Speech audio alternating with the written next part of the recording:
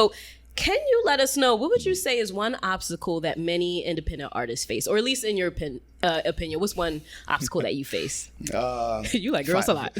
Finances. The number one obstacle is finances. It's part of the reason why I ran and still do run my segment of the label the way that I do.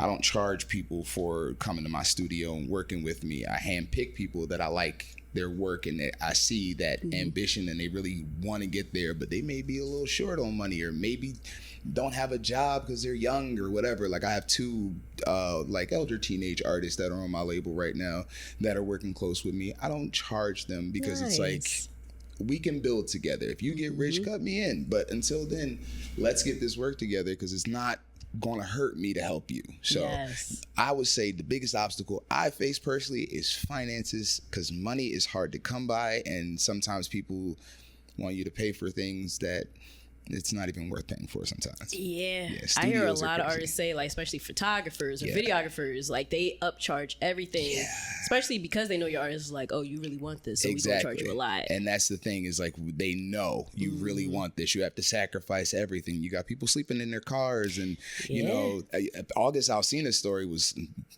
tear-jerking to me when he talked about how he had to get hamburgers, like old hamburgers from his friend that worked at the burger joint at the end of the night that they were going to throw away, and she's handing them bags of burgers to eat.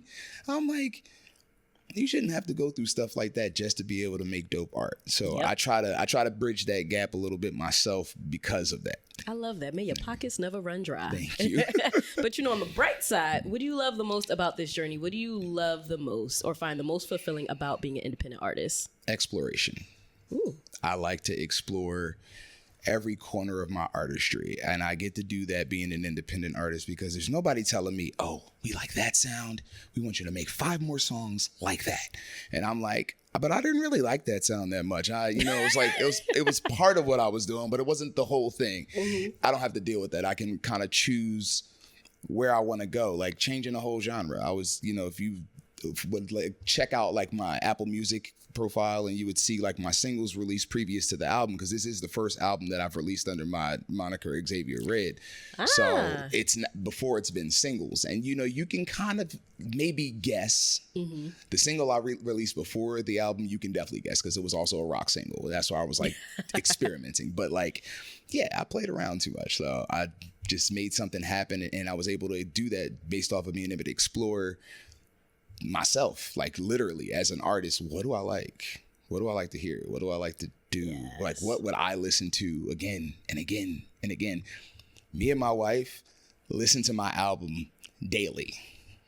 I like it. You know what I'm saying? If you can't listen to it, then why would other people? Exactly. So that's when I really picked that up in my brain.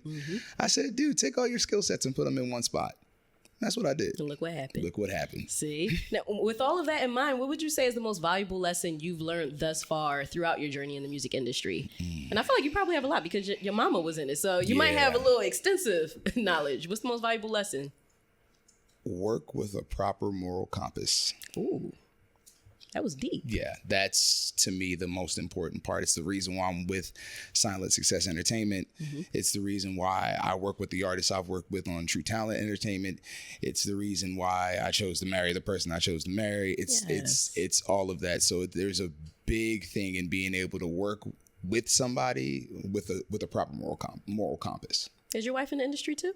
She is in the industry, not the music industry, but she is a multi-hyphenate, actually. Oh.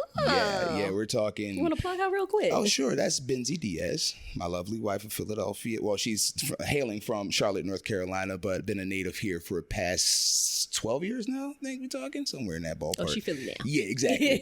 But she's a personal trainer and nutritionist, and she's geared towards working with women only. So she makes sure that she has a plethora of resources for women to explore whatever they're trying to explore, health-wise, fitness-wise, things like that.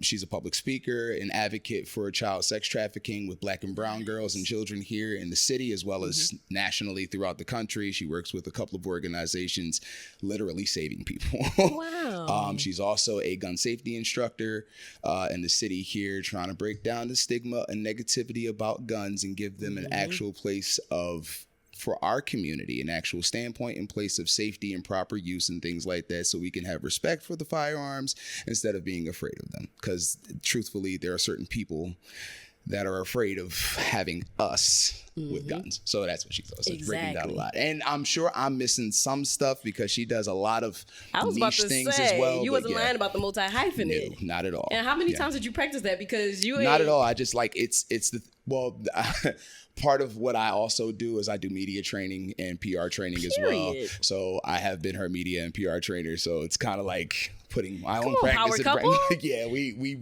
really are. Like, but we like to keep it humble and low key. It's not like really like, you know, too much pop your stuff. And, you know, it's like, if you know, or if we're in the space to offer the help or whatever services we may be able to do so, we will surely do so. But yeah, it's a like, we're a power couple. I love that. Now, I know the interview is about you, but before we move on to the next question, go ahead and plug her Instagram. Oh yeah, her Instagram is it just Benzie Diaz now? Okay, yeah, Benzie Diaz. Listen, it's changed a couple times, so I've been following along. Benzie Diaz, Benzii, 2 I's, Diaz. On Instagram, you can really Google her, find her. Like, I promise you'll find everything about her. There we go. Benzie Diaz. Yes, we love a supportive husband out here, and then we're going to get back to you. So earlier you were mentioning, obviously we have been talking about how you are a Black rock soul artist, and there hasn't been too many nowadays, but we are starting to see them come back to the surface. Yeah. How important is that for you? Like, have you received any messages or just people coming up to you during performances about how, like, wow, like, we need this back? Because I've been seeing a lot of people on social media as well, like, we don't have anybody who's giving us that garage band music anymore. Right. So how does that feel for you to kind of bring that back and to see other artists in other areas also doing the same thing where it's kind of coming alive again? It feels great. Like I said, when I'm seeing more of people that look like me in these spaces, it lets me know I wasn't the only kid out there listening to these songs either, and understanding the history, learning about it as well. And like, it's one of those things where as it develops, it I guess it's more accepted, because, you know, I've been looking at this like being and just finding out that there have been no superstar level artists coming from Philadelphia that are African American that are in rock music, which is why I hail myself as Philly's first Black rock star, because I'm coming for it. I'm coming for that title. Yes. And that belief, that space, and seeing more of my people in it, it reaffirms that, like, I'm doing the right thing. I'm in the right places. I'm going in the right ways. And because it feels good and it sounds good and it looks good and it just encompasses everything that we are as people too, we're very boisterous people. We're very dramatic people by nature. We are the entertainers of the world. Like, people love all of what we do, no matter what we do. Dress, dance, rap. It's all, you know what I mean? So it's like, I'm really like happy to see more Black people getting into this space. It fills my heart with joy. Absolutely. Now, obviously, adding on to that though, because we were in like this moment where we didn't see a lot of Black rock, soul artists, alternative, all of that stuff. Has there ever been any moments of self-doubt for you where you was like, should I go into a different route? Or did you try to push through? Like, how did that look for you? I didn't have any self-doubt, to be honest. The only thing that I was ever concerned about was how I would be received. But I knew what I had to give was going to be fire. Like, I knew it. I just knew it. I knew that I was in this space. I knew I fit in this space. I grew up a skateboarder. I grew up playing guitar. I grew up, you know, being that proverbial that is in punk your rock. blood. Yeah. So it's like, never for a second did I doubt, if I did this rock song, is it going to sound good, or am I going to like it? No, I knew I was going to love it. It was just a matter of like, is everybody else going to mess with this? Like, oh no, y'all done heard me do all these R&B songs for, you know, 20 years, and it's like, now all of a sudden, ooh, what is this? But I'm like, you know what? I'm gonna take a risk, and you know, no risk, no reward. And I'm reaping some crazy rewards right now from taking the risk. So I don't think I ever second guessed it. I just think I needed to find the right pair of ears to hear what I was doing, to understand it and be like, bro, I'm gonna help you get along with this one. So it's happened. I could dig it. Yeah. And you gave us a little teaser in the beginning because you were telling us about your music and you mentioned Try Jesus. Yeah. But we got to dive into that a little bit more. Okay. So can you tell us a little bit about the creative process of Try Jesus and what that's all about? Okay. So what was happening at the time was I was finding out that our mayor was giving ICE basically a little hiding spot down in Center City to kind of camp out and then, run around and grab people up. And I have a lot of immigrant friends. I have a lot of friends that are first generation Americans. So their parents aren't, you know what I'm saying? And a couple of people that my wife knew, like their family members had gotten snatched by ICE. And I have a very serious problem with the way this country is going. I have a very serious problem with the way this country is handling its citizens. You know what I'm saying? And we're supposed to all be Americans. To me, it's like F all that Republican, Democrat, Tea Party junk. I don't give a hoot about none of that at the end of the day. We're all from here. We should treat each other like we're from here.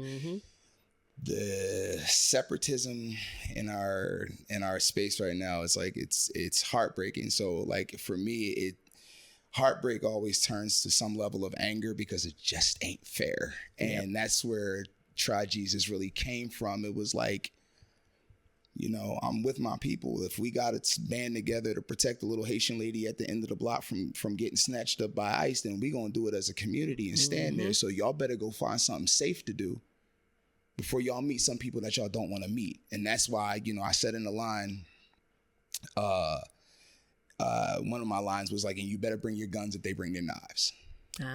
Because I'm like, fight with a higher force than what they fighting with, because they fought us for hundreds of years now for nothing. Like we never asked for the transatlantic slave trade. Nobody ever asked to be here. So I don't know why y'all treating us like that. And the people that was already here got robbed. So I don't know why y'all treating us like that.